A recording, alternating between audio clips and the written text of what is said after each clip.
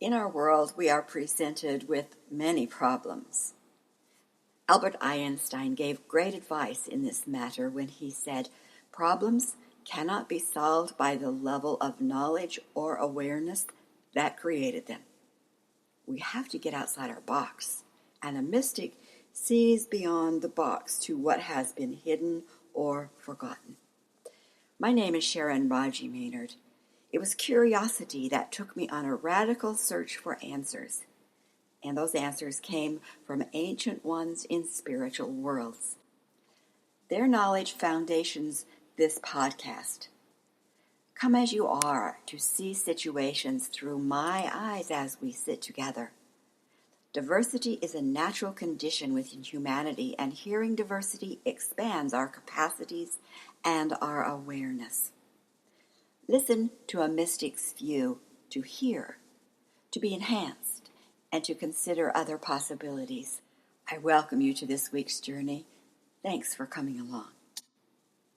A Mystic's View, Episode 1. Haphazard events or a bigger picture? I don't believe in coincidence. Synergy? Maybe. What I really believe in is that humanity are intelligent souls in collective interconnections, living within a medium best understood as energy. Vibrations are our aliveness, and ripples move through those interconnected webs to touch all through that aliveness. The vibrations either attract or repel. Ripples cause emergence in intuitive, emotional, mental, or physical regions. Many call that emergence coincidence and ignore that there was a cause that began the ripple. I work to pay attention to the ripples, to listen. Sometimes I act, sometimes I turn away, and some ripples are turned away by my own vibrations called boundaries. These emerging forms are often seen as random dots, bits of standalone energy. I have come to know that with enough dots and enough static back distance, connections form, and these dots create a new picture. So here are my current dots, and there's a group of them. 2016 U.S. presidential election. Letter to my grandchildren reminding them that an imprint in energy will manifest into the physical. Ideas for a podcast to talk about history and the old lie that says, if you don't remember history, you are doomed to repeat it. The lie.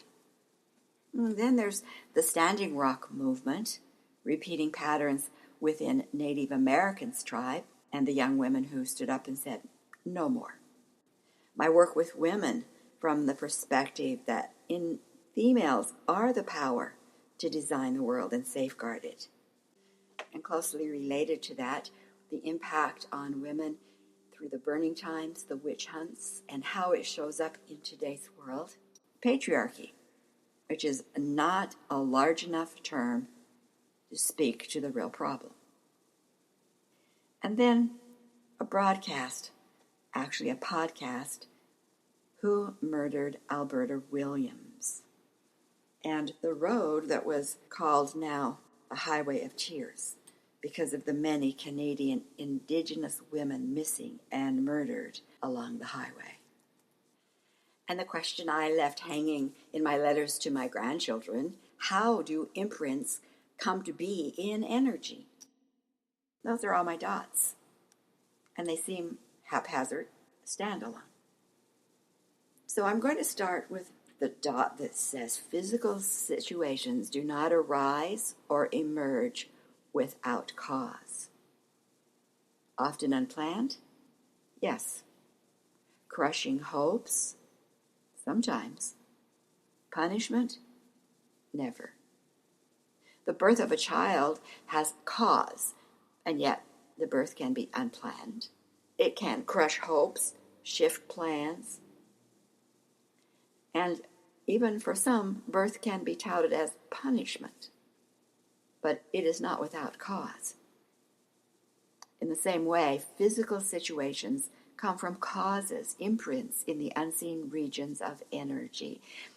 These imprints often emerge unplanned, crushing hopes, stifling plans, and sometimes interpreted or seen as punishment.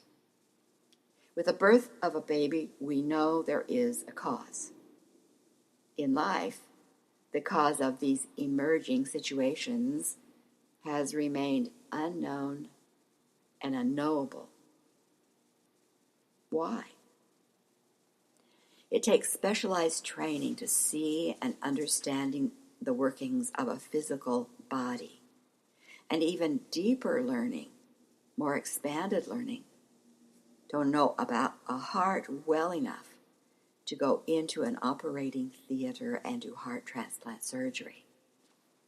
It takes specialized training for an individual to see into the unseen regions of energy, to identify the cause from which the ripple begins, to neutralize the cause, and then to extract that imprint.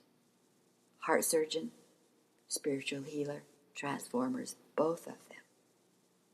I am thinking this morning that I will begin at the end where those dots have taken me and move my way backward over the next few weeks through the maze of intersections, synergy, coincidences.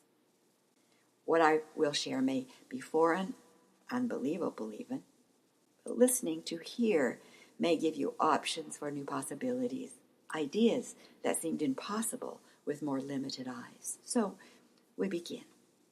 Last night I listened to a podcast, Missing and Murdered, Who Murdered Alberta Williams, by a Canadian reporter for the CBC, Connie Walker. With that podcast's dots began to connect. On the surface, it seems like this story is miles away from the political situation in the United States.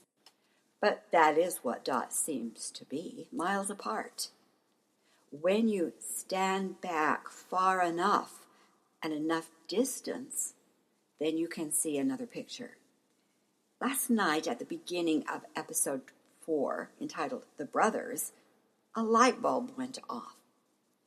It came with a story told by Brad Marsden, a story that was really an education.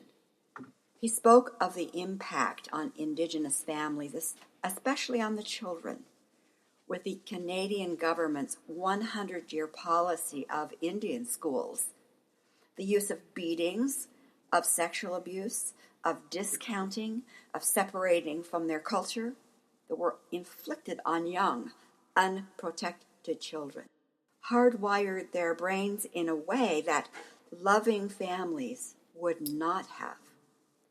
The abuse of those children created adults with patterns for abuse that was normal, hardwired into the brain.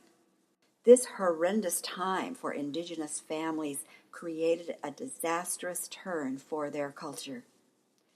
I won't go into the details of Connie Walker's podcast. You can certainly find its episodes. But the dots that began connecting for me was the reminder of how experiences imprinted into the energy field of humanity decades ago, in addition to the brain information, manifest in present time.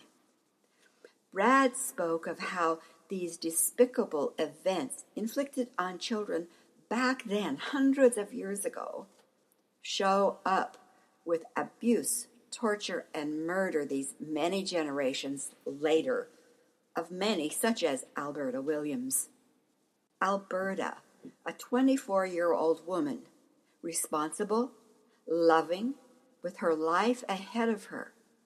She didn't create the pattern of abuse, but it emerged and caused her death.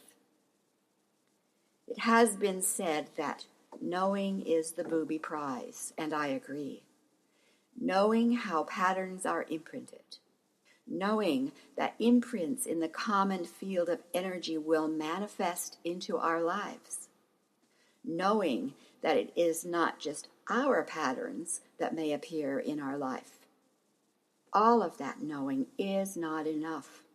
It is interesting, But if that is as far as we take it, knowing is the booby prize. And that is where a mystic's view becomes invaluable. I'll speak more about going beyond knowing as I connect more dots in the coming episodes. Tune in, share with your friends. Next week, we'll explore those generation-old patterns.